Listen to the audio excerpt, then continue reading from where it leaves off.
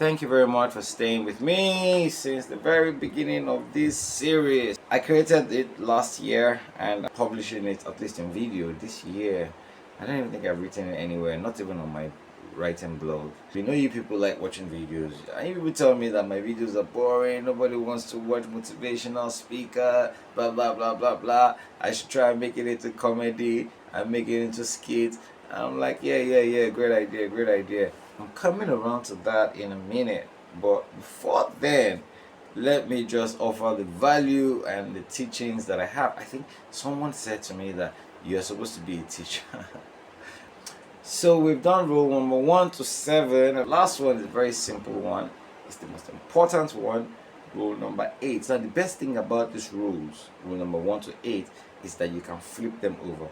You can use rule number 1 to 8, or you can use it vice versa, rule number 8 to 1. Now, rule number 1 says you identify assets. Number 2, you're working to meet targets. Rule number 3, your targets are to acquire more assets. Rule number 4, you create everything into an ecosystem of structure. And number 5, you track your expenses. Number 6, you use budget. Number 7, you use insurance. And number 8 is you must prepare a will or a handover message, a passing over message. You're not going to be here forever. You're not going to be whoever you are right now forever.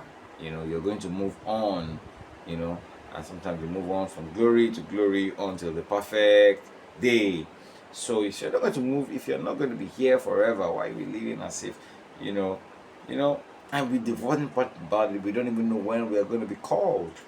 And which is one of the reasons why I'm writing a book called Before It's Too Late, because you actually need to do what you have to do before it's too late. And when does it become too late? There's some things that are never going to be too late in this life, but once you're no more in this life, I'm sure that whatever is remaining, it's just too late. This is just too late. Most of what I've been talking about is to help you buy tomorrow.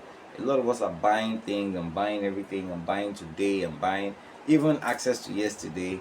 But how many of us are buying tomorrow? You know what I mean by buying tomorrow? You've already paid for tomorrow. So when tomorrow comes, you own it. Tomorrow is serving you when it comes. In Stephen Covey's book, 7 Habits of Highly Effective People, there is this, generally now known maxim about starting. When you're starting, you begin with the end in mind. We know that you're at the start point, but already you have a vision of what the end will be like. I'll be a master, I'll be a pro, I'll have 1 million followers who I'm changing their lives and impacting them. You already have that idea of what's going to happen at the end. And that is what you are using to start. So you begin with the end in mind. That's why I said you can roll 1 to 8 and 8 to 1. But now, if you're having at the end in mind a will, what are the things that a will should contain?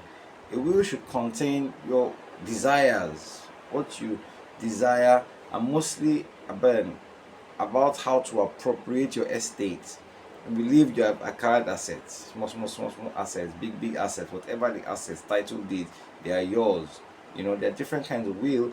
There is the statutory will, which must have, written in the presence of 2 witnesses who are not beneficiaries, and what else? You must have beneficiaries, of course, of the will. You write it, and the witnesses. The will must have, somebody who is going to administer it, and who is going to be in charge, or take care of the children or whoever, if they are minors, that you're administering to. Somebody must, effect the will. It's the desires of the deceased. There's also the what they call it, connotative. Maybe I should look at it 1 second. Non-cupative will. So this one is oral will.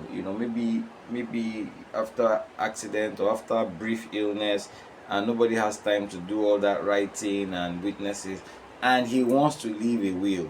He wants to leave a will on his deathbed. He can do a non-cupative will, but it must be in the presence of credible witnesses. It requires oral instruction given to the heirs, that's the people who are going to inherit the estate, in the presence of credible witnesses, It must be made voluntarily, adequately describe the properties, and name the beneficiaries. Of course, in the statutory will, the person must be of sound mind.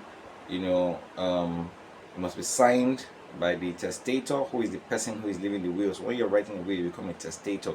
Now, you might wonder, how does leaving a will? There's customary will, there's holographic will, handwritten entirely by the testator.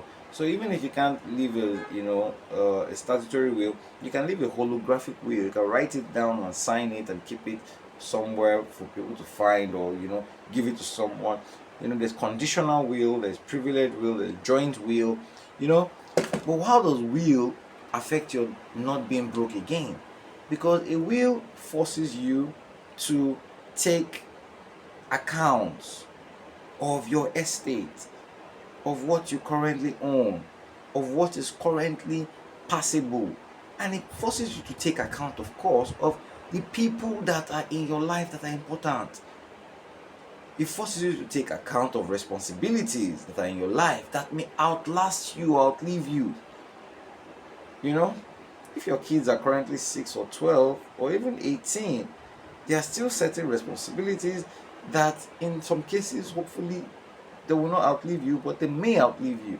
So you must have a will, in 10, if that's the point of having vision, 10, 20, 30 years, if I'm not here, these properties, let them go. There's conditional will, where some conditions must be met before the will is enacted. You can leave a will and say when these children are 18, but you can leave money in your trust fund for their education. You can create a trust fund for their education and leave the properties that when they're married, when they're, these are principles of living will, and I know it's one of the ways you will never go broke again. And that's it, rule number 1 to 8, and we're done. And then I'm going to look into creating all of this financial knowledge into skits, comedies, so that you guys can get the whole jag. Let us get out of the cycle of being broke. Let money make money. Money is meant to make money. Money is not meant to be flashed and spent. Make money.